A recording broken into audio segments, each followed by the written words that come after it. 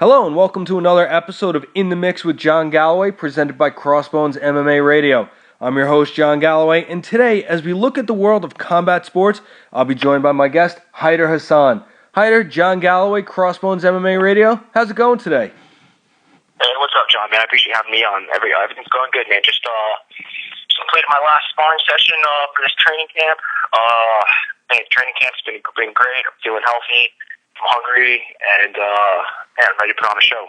I hear you. Now, you finished up your last sparring session for the camp, so when exactly is your camp going to wrap up? So we have weigh-ins next Thursday, fights next Friday the 31st. So pretty much today was my last hard banging session, and so pretty much the rest of the week is just really just going to be a lot of technique, high conditioning pace, and focusing on my diet. Luckily I'm already on weight. Actually, I had my birthday on Sunday. I was already on weight. I was able to have some nice birthday cake. Yeah, absolutely. So I'm doing good, man. I'm in good spirits. So I'm looking forward to making this happen, man. It's gonna be a hell of a fight. Well, first and foremost, happy birthday. Thank you so much. Yeah, no problem. Now, we are 10 days out, like you said. The fight we're talking about is going to take place October 31st at the USF Sundome in Tampa, Florida, and it's for Titan Fighting Championship 31. You're going to be fighting Felipe Portela that evening. Now, you are going to be coming into that fight at 32 years of age. Is that correct? Correct, yeah. Just turned 32. Okay. Now, for Felipe, he's going to be coming in at 26. Does the age difference mean anything to you, or is it, like in the dating game, age is just a number? Honestly, age is just a number. I went to Florida State, and after I graduated college, I started working for a healthcare company, and so I got into the game. I grew up playing football. I grew up wrestling. I really played all sorts of sports. I grew up in Athens the whole entire life. So once I finished school, I started working. By the time I started full-time training, I was 27. But for me, I look at it as, it all depends how much punishment you take, man, what type of fighter you are. If you're a type of fighter that, you're like a grappler or a wrestler that you got to take guys down, where you're going to be taking punishment, where your body's going to be taking abuse from the daily grind of doing jiu-jitsu, the kind of, pushing hard and wrestling. You notice a lot of these grapplers, man, they have herniated discs, necks messed up, knees messed up, torn ACLs, and at that point, man, you could be 27 years old, young, but your body is that of a 4-year-old, and so for me, my style, my type of training, I'm a striker. I have a wrestling background. I prefer to keep the fight standing. That's my game. But for me, being 32 years old, I lost 3 years of I had 3 surgeries back. I broke my hand 3 times in a row.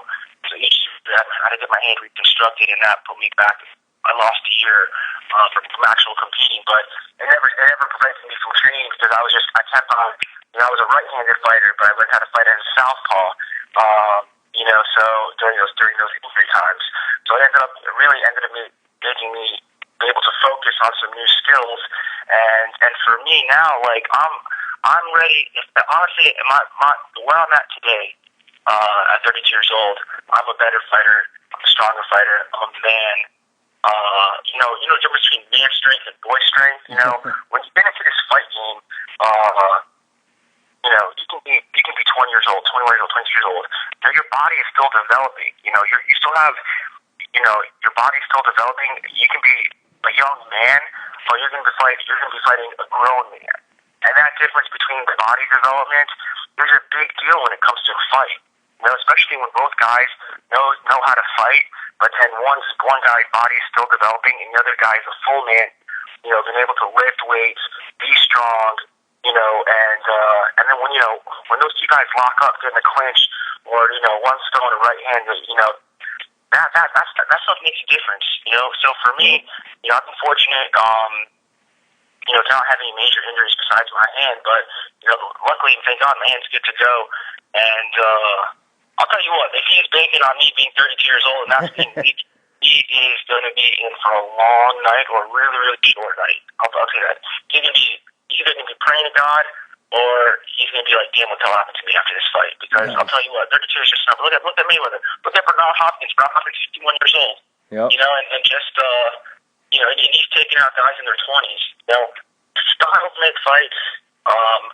Fighters that know how to fight technically, they can have really, really long careers. It just depends how much punishing you put your brain through, what you put your body through. I'm a very, very intelligent fighter. I'm a very, very technical fighter, and I bring the heat. And I take pride in not getting hit. I'm a very hard fighter to hit. I have tremendous footwork. I'm a very great athlete. So to even hit me, that takes a lot of skills. So knock on wood, man. He's gonna need a lot of luck. I know he's got great skills, but it's gonna be awesome, man. I'm looking forward to it. Nice. Now it's interesting because you said that your background, growing up was wrestling, but you prefer the stand-up game. You prefer striking. And what I found even more interesting was you mentioned that during the times that your right hand was hurt, you learned to fight southpaw.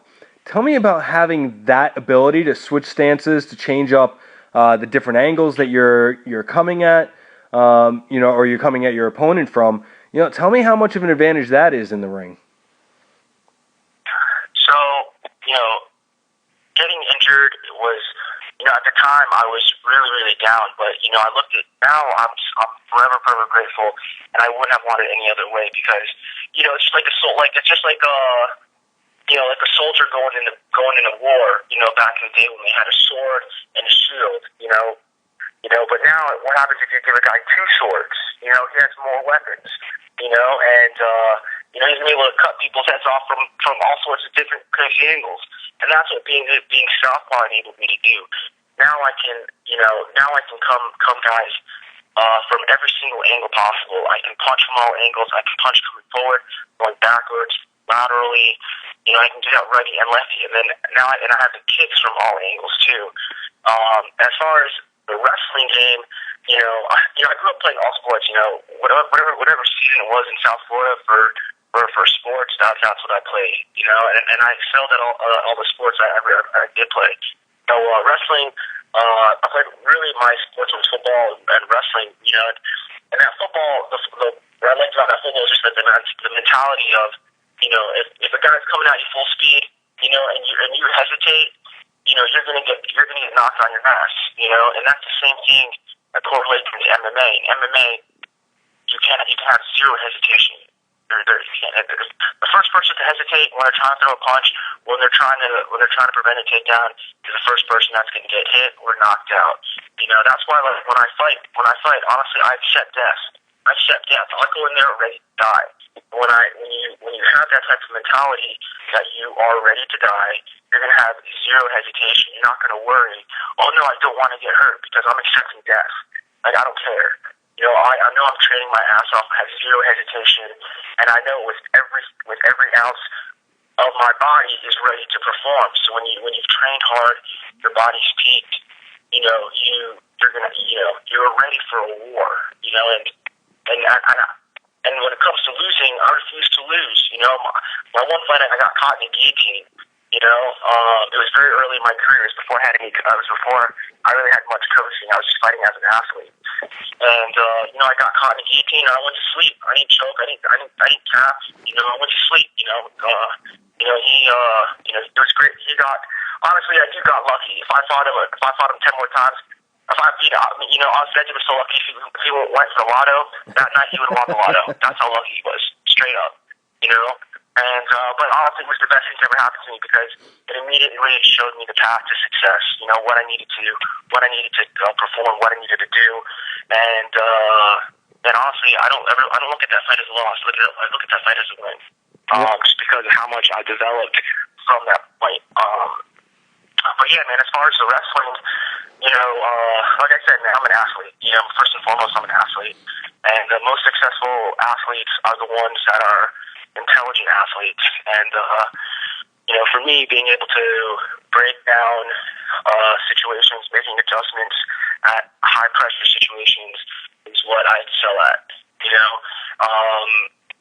and being able to, the striking game just comes from being an athlete and really spending time, on focusing and improving on weaknesses. And for me, I use my wrestling skills to keep the fight standing. Like, I'm incredibly hard to take down.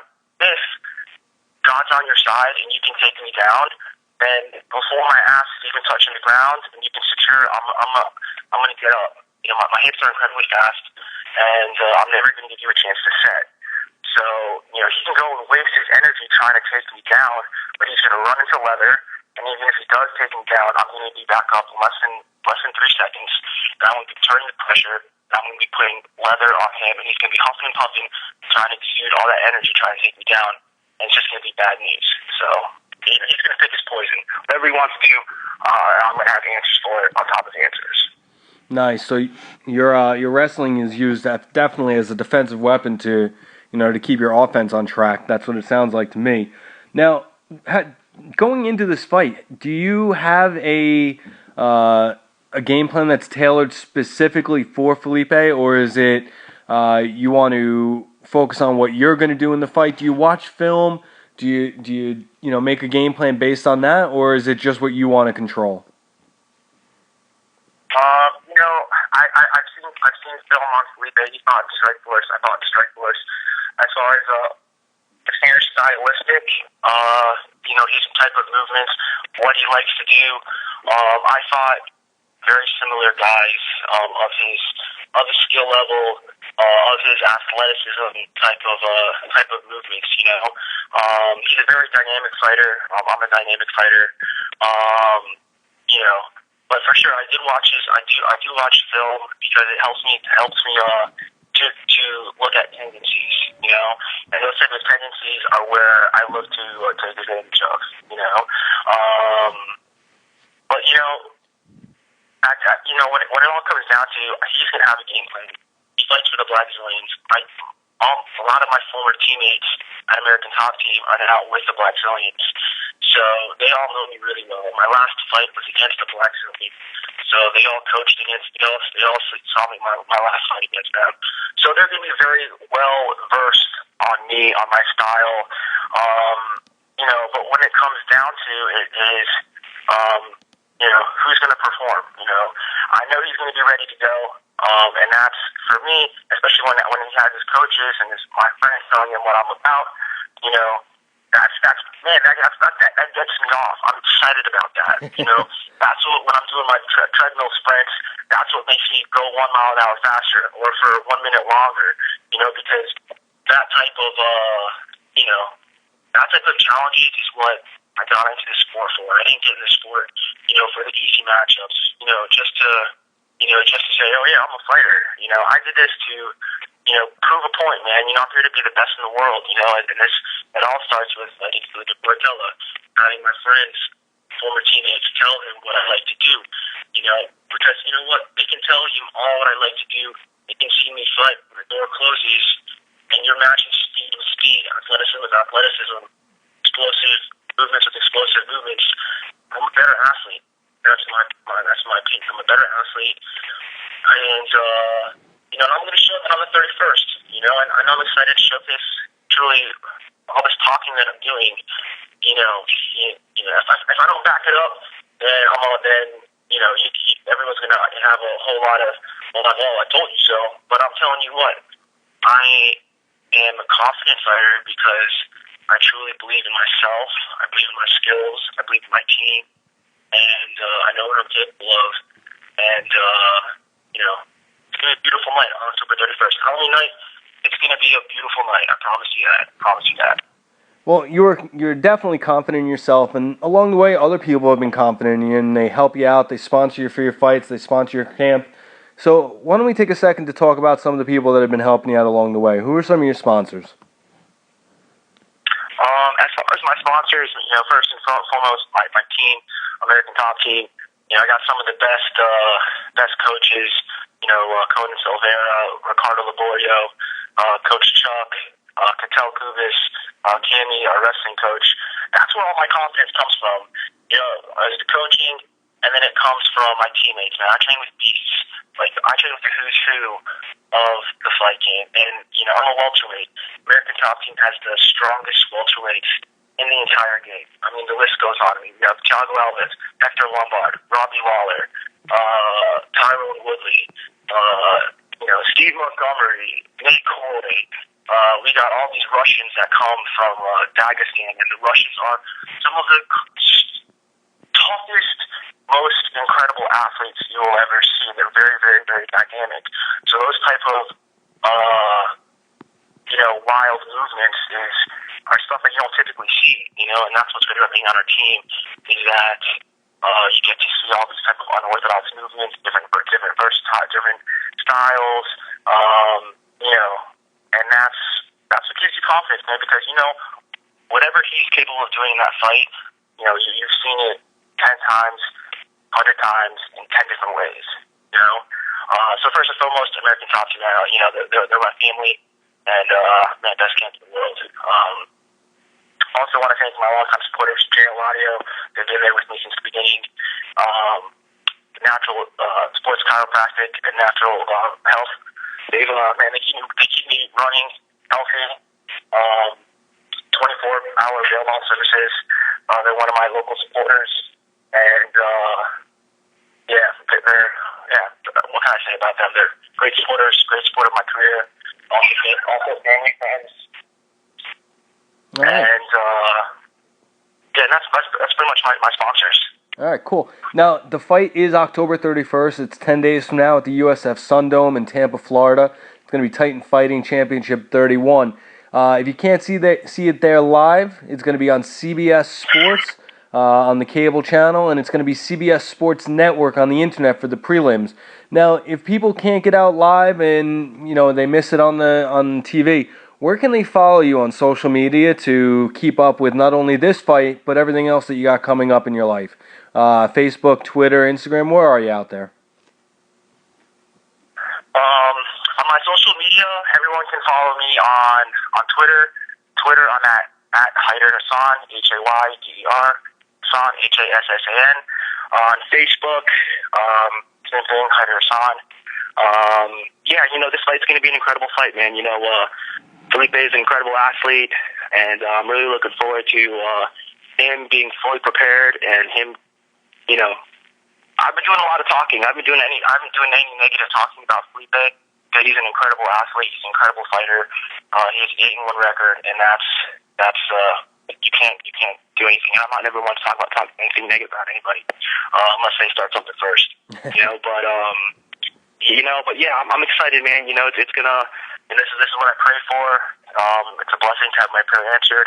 I've been looking forward to getting into war, and yeah, man. Every night I vision war. I vision blood. I vision punches. I vision power. I vision everything. So yeah, man. Come October 31st, CBS Sports. Hopefully, I'm going to be on the main card. The main card's at 10 o'clock. For those not on the main card, CBSSports.com. And replay